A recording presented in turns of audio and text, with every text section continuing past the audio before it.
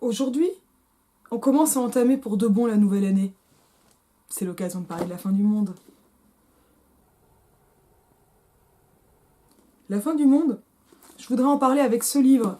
Tac, je vais le tenir à l'endroit. Station Eleven d'Emily St. John Mandel, qui est... Alors j'ai regardé très vite fait, je connaissais pas. On me l'a offert. Merci Thomas, cette vidéo est pour toi. On me l'a offert pour mon anniversaire il y a quelques temps, je vous dirai pas quand. Emily St. John Mandel et une autrice canadienne qui vit aux États-Unis. Ça a été traduit de l'anglais par Gérard Dechergé, on est chez Payot Rivage.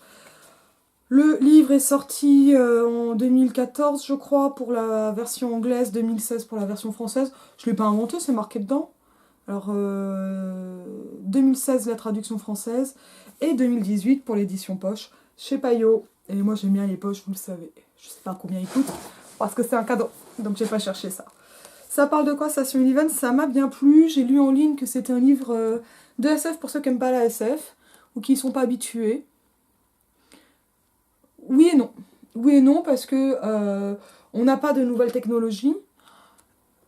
On a un événement expliqué qui est une grande pandémie qui s'appelle l'épidémie de Géorgie, qui est une épidémie de grippe extrêmement virulente et qui décime 99% de la population.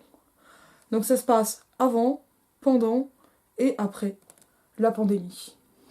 Ça c'est vraiment les grandes lignes du synopsis, mais c'est pas comme ça qu'on entre dedans directement. On le comprend pas tout de suite, mais on le comprend très vite. Hein.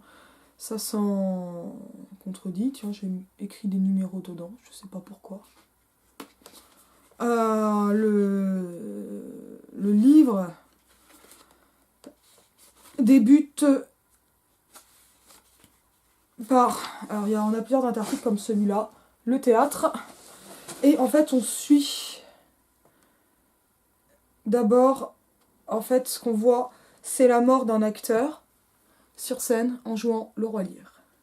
Et ça, c'est quelque chose qui va être assez central parce que c'est juste après la mort de cet acteur que l'on va avoir dans des gens qui étaient autour de lui des histoires entrecroisées qui vont parfois se rejoindre, parfois pas directement, souvent plutôt des proches de lui, mais pas forcément des intimes. Et notamment, ce qui va répondre immédiatement à cette mort sur scène en jouant le roi Lear, c'est l'activité d'une troupe de théâtre itinérant qui s'appelle la Symphonie, qui parcourt un monde décimé suite à cet apocalypse lié à la pandémie.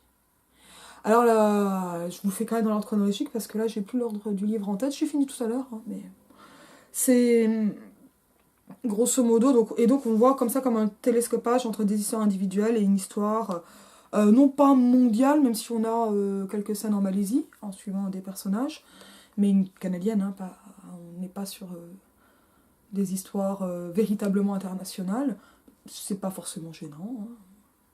Mais la pandémie est mondiale. Voilà, ça c'est intéressant. Et ce qu'elle amène, c'est plus d'électricité, plus d'eau, plus de routes. Les gens partent, fuient les villes pour essayer de fuir l'épidémie en voiture, mais donc plus d'essence non plus. Et en fait, les routes sont bloquées parce que les gens meurent au volant ou abandonnent les voitures. Donc les routes sont pleines de voitures vides, avec ou sans cadavre à l'intérieur, etc. Donc, il y a pas mal de choses qui m'ont marqué dans ce roman et qui m'a bien plu. La première, c'est cette temporalité. Alors, avant, pendant et après la pandémie, mais surtout, comment cette temporalité est mise en scène. Alors, le avant permet d'avoir le contraste, de connaître les personnages, de voir leurs évolutions. Mais surtout, cela permet d'alimenter l'après, qui va être aussi un après qui se souvient de l'avant. Ça, c'est chouette. La temporalité, c'est aussi celle de l'épidémie qui s'installe et de la compréhension du passage à une nouvelle temporalité.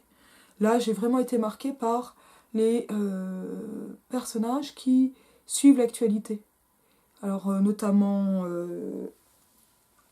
un qui apparaît au début, qui réapparaît ensuite, qui est celui qui essaie de sauver l'acteur qui meurt au début, et qui se réfugie immédiatement ensuite.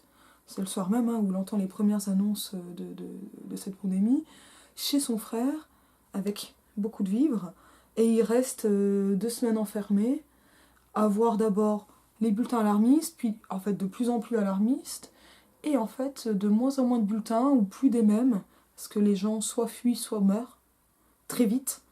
Euh, donc ce sont des non-professionnels qui finissent par prendre l'antenne, et puis il y a un moment où la télé s'éteint, l'électricité s'éteint, les réseaux téléphoniques s'éteignent, les choses les unes après les autres. Et en fait, il y a un rétrécissement de l'information à ce moment-là. Et l'information devient locale.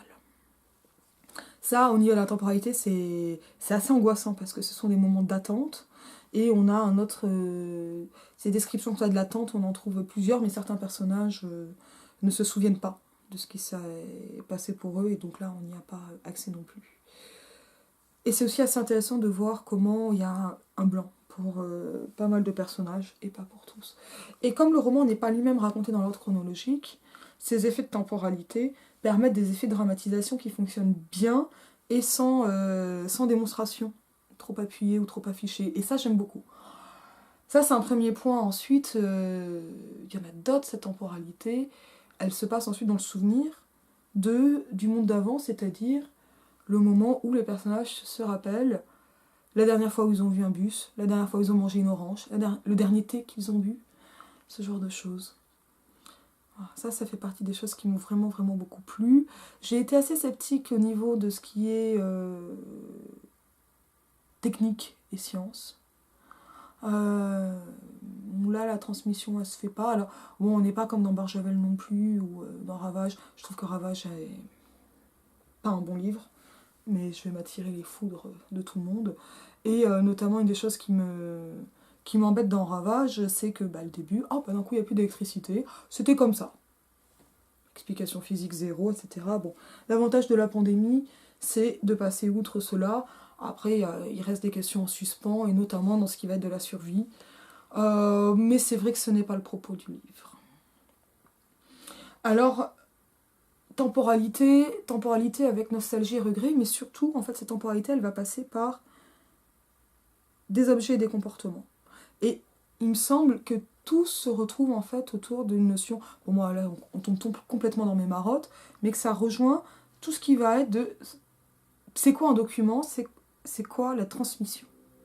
Au-delà de la transmission de l'information, donc les chaînes d'infos qui s'arrêtent, ou qui ont de moins en moins d'informations progressivement, et donc ce qui montre en creux la progression de la pandémie. Mais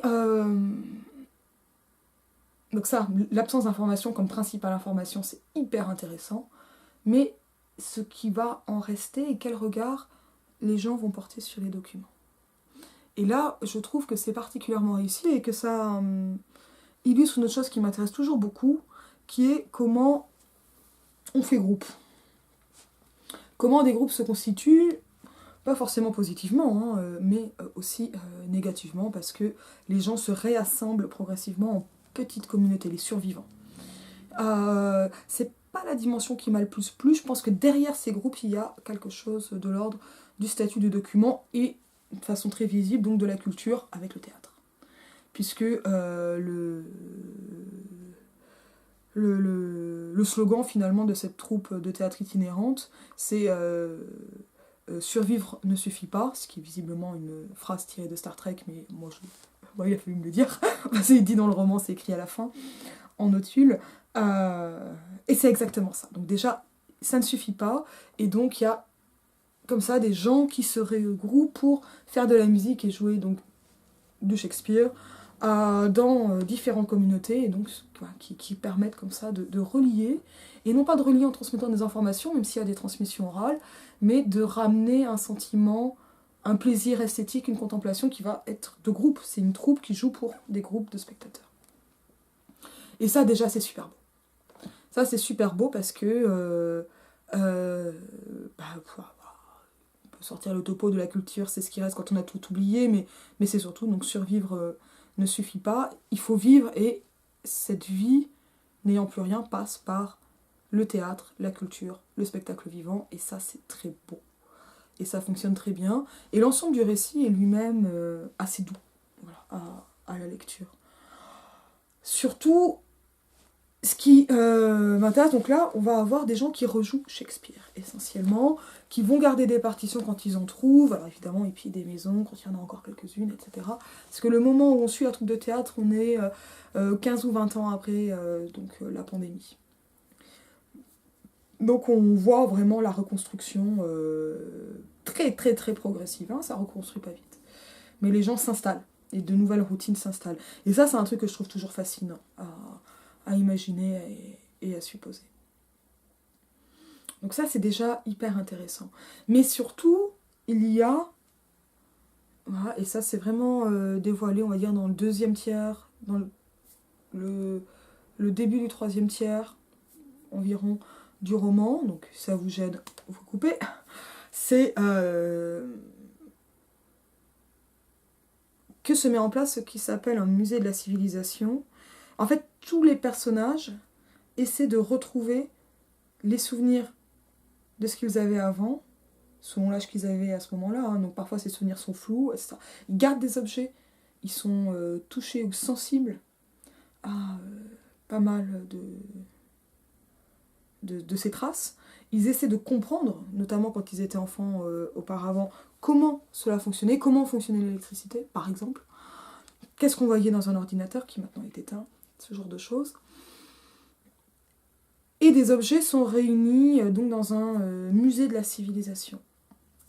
Et en même temps, cette vie qui repart notamment par la nouvelle... Donc ils regardent des journaux, un V-Times, enfin des choses de cet ordre-là. Et d'un autre côté, finit par réapparaître un journal lancé par un bibliothécaire. Donc lui n'est pas un personnage central du tout, hein, mais donc qui permet au papier de circuler. Et ça là, on voit comment l'information n'est pas importante en elle-même, mais elle est importante pour ce qu'elle dit, et parce qu'elle va être en fait une métonymie de quelque chose, d'une époque révolue, de ce qui se passe ailleurs, donc d'une histoire ou d'une géographie, mais aussi d'une possibilité d'être ensemble, par ce partage de l'information. Et le partage de l'information fait communauté, et le partage de la culture agrandit cette communauté. Alors celui-ci n'est pas univoque, puisqu'il y a une secte millénariste violente, qui s'appuie notamment sur le Nouveau Testament, qui montre bien que la transmission ou que la lecture ou que le document, s'il peut être un réconfort, peut aussi être interprété différemment. Le statut du document, là, comme celui que l'on rapproche, que l'on prête le plus souvent aux outils, mais ça c'est très discutable et on pourra en discuter, est quelque chose qui reste ambivalent. Ça me paraît intéressant. Et cette situation, donc mise en place avec cette illustration autour des documents, c'est pas explicité, hein, c'est juste raconté. Il n'y a pas de passages qui vont dire alors un document, tatati, non, ça. Il y a des réflexions des personnages, mais on n'a pas de lourdeur narrative de ce genre-là. Elle se retrouve aussi par le fait que, et c'est ce qui donne son nom au titre, Station Eleven, c'est le nom de la bande dessinée que fait l'un des personnages, ou l'une des personnages, et qui est retrouvée et qui circule un peu. Voilà. Donc là, on a vraiment des moments où on voit cette femme faire sa bande dessinée, y réfléchir, la projeter, etc. Il y a vraiment des étapes. Et donc, on a à la fois le cheminement d'une histoire, mais le cheminement d'un objet. Et la matérialité de ces documents est hyper importante, puisqu'ils sont découpés, recomposés. Il y a cette idée que les écrits restent, etc. Moi, ça me parle beaucoup. Ça me parle profondément parce que je crois vraiment qu'il faut travailler en tant que chercheuse et pas uniquement pour constituer les archives du futur. Bon, ce qui explique pourquoi il faut faire une belle bibliographie, ce qui explique aussi qu'on ne travaille pas pour nous et qu'on ne sait pas ce qui arrivera, qu'il faut projeter pour très loin parce que les choses peuvent se passer. Et qu'il ne faut pas imaginer un temps de l'après, mais un temps après l'après. Évidemment que la culture comme lien communautaire m'a beaucoup parlé. Mais c'est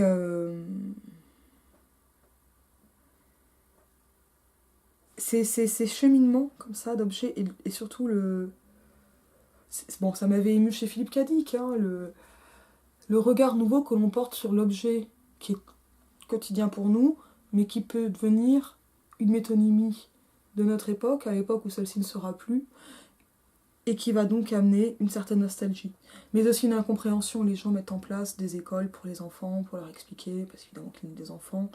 Les personnages essaient de se souvenir de ce qui se passait, etc. C'est notamment pour cette question de la transmission par de nouvelles écoles que je trouve pas très crédible l'absence de transmission scientifique. Il n'y a pas de personnage de scientifique, par exemple. Il y a quelques mécaniciens. Mais bon, mais c'est vrai que ça aurait un autre roman, c'est autre chose, c'est pas de cela dont il est question. Mais qu'est-ce qu'un document, et qu'est-ce qu'on en fait, et qu'est-ce qu'on fait d'un document dans un état de crise, et ne faudrait-il pas, peut-être, penser les documents comme traces pour cet après? Alors cette dernière question n'est pas dans le livre. Ou plutôt elle est pour ce qui est du monde post-apocalyptique. Et ça, voilà, c'est un peu présent. Faut-il nourrir les enfants d'un monde qu'ils ne comprennent pas? Voilà. Elle reste assez en suspens. Elle fait l'objet d'un dialogue entre des personnages. Mais en tout cas, Station Eleven, donc en plus, pour une fois le document, donc bon, la Bible est présente et détournée, mais le document central est une bande dessinée. Et ça, c'était quand même super. Le jeune homme de mes amis qui m'a offert ce roman me l'a justement conseillé en me vantant les belles ekphrasis, donc les belles descriptions de bande dessinée. Elles sont belles, elles sont assez peu nombreuses, mais là, peut-être aussi que dans le fait qu'il s'agisse d'une bande dessinée, il y a aussi autre chose qui peut être questionnant. En tout cas, ça m'a bien plu. Évidemment, avec un jeu de mise en abîme, le livre dans le livre, ça marche pas mal, mais sans explicitation. En bref, hein, lu, merci Thomas, ça m'a plu, c'est chouette. J'aurais peut-être des petites réserves sur donc voilà, la question de la science et de la technologie qui pourrait être plus présente, mais c'est aussi un autre type de science-fiction et c'est assez intéressant. Parce que finalement, c'est la science-fiction où on enlève et non pas où on ajoute, et ça c'est super. Bon, c'est post-apo, hein, donc. C'est assez doux à lire. Je pense que ça pourrait encore gagner en style. Il y a des moments de lyrisme auxquels je n'ai pas été très sensible. Ils sont pas très nombreux. Et je pense qu'ils marcheraient mieux avec d'autres lecteurs ou d'autres lectrices que moi, qui suis toujours un peu râleuse. J'espère que ça vous a intéressé. Je vous dis à bientôt.